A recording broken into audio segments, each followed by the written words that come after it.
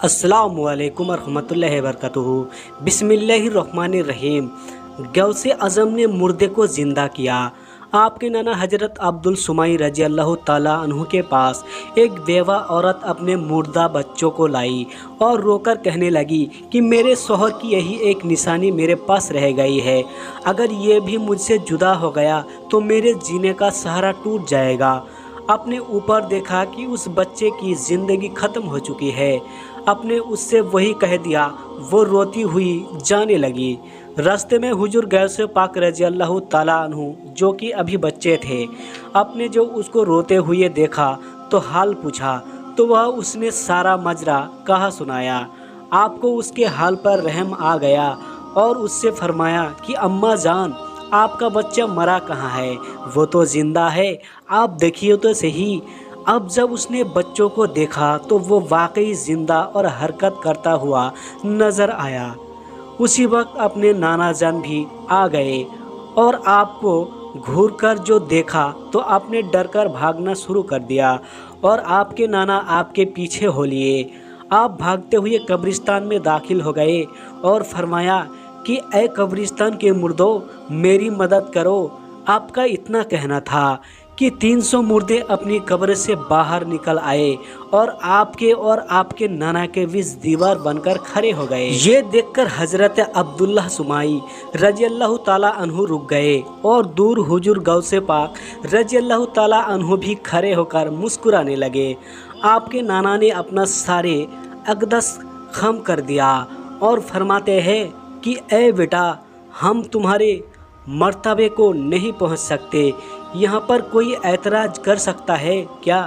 जब एक वली ने देखकर बता दिया कि उसकी ज़िंदगी ख़त्म हो चुकी है तो फिर उस मुर्दे बच्चों को कोई ज़िंदा कैसे कर सकता है? तो इसके दो जवाब है। पहला तो उसी रिवायत में मौजूद है कि खुद हजरत अब्दुल्लाह सुमाई रजी अल्लाह ताला अन्हु फरमाते हैं कि बेटा, हम तेरे मर्तबे को नहीं पहुंच सकते। मतलब साफ है कि वली तो बेशक वो है मगर उस मर्तबे की नहीं कि मुर्दे को जिला सके जैसे कि मेरे गौसे आज़म है। और दूसरा ये कि तकदीर यानी कज़ा की 3 किस्में है। नंबर 1, कज़ाए मुबरम हकीकी कि इल्मे इलाही में किसी साय पर मुअल्लक नहीं, यानी इसकी तब्दीली नामुमकिन है। ओलियों की इस तक रसाई नहीं, बल्कि अम्बिया अलैहिस्सलाम भी अगर इसके बारे में कुछ अर्ज करना चाहे तो उन्हें रोक दिया जाता है। नंबर 2, कज़ाए मुअल्लक महज कि फरिश्तों के सहीफ़ों में किसी साय मसलन दवा या दुआ वगैरह पर उसका मुअल्लक होना जाहिर फरमा दिया गया है। इस पर अक्सर ओलियों की रसाई होती है, उनकी दुआओं और तवज्जह से टाल जाया करती है। नंबर 3, कज़ाए मुअल्लक सबिहा व मुबरम कि इल्मे इलाही में वो किसी चीज़ पर मुअल्लक है लेकिन फरिश्तों के सहीफ़ों में मुअल्लक होना मंजूर नहीं। इस पर रसाई सिर्फ ख़ास ओलियों की ही होती है, जैसा कि सैयदना गौसे आज़म रजी अल्लाह ताला अन्हु फरमाते हैं कि मैं कज़ाए मुबरम को टाल देता हूँ तो हो सकता है कि उस बच्चे की मौत कज़ाए मुअल्लक सबिहा व मुबरम के तहत हुई हो, यानी मौत तो हुई और यही फरिश्तों के सहीफ़ों में दर्ज है मगर इसके आगे का जिक्र नहीं जहाँ से हजरत अब्दुल्लाह सुमाई ने देख लिया हो।